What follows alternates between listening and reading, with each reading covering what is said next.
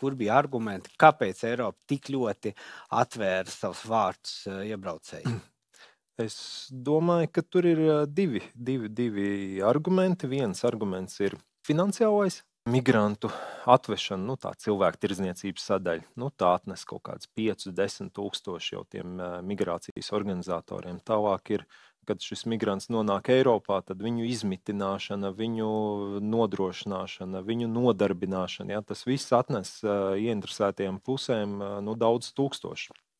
Tās pašas augstākās izglītības iestādes, ne tikai Latvijā, bet citvietā Eiropā.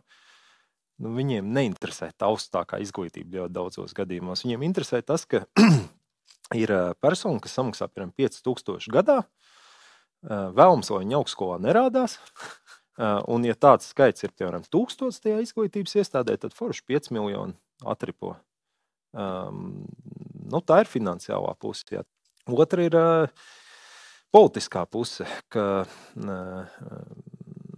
kreisās partijas, liberālās partijas barojās no šīs publikas. Tajā brīdī, kad šīs personas ir tiesīgas vēlēt, vai pašvaldību vēlēšanās, vai parlamentu vēlēšanās, viņas visticamāk balsos par kreisajām partijām, kas sola viņiem nodrošināt arī turpmāk dažādas pabalsts par nestrādāšanu, vai arī atbalstīs kaut kādas liberālās partijas, kas saka, ka vajag tur nodrošināt viņiem lielāku autonomiju, reliģisko brīvību un tam līdzīgi.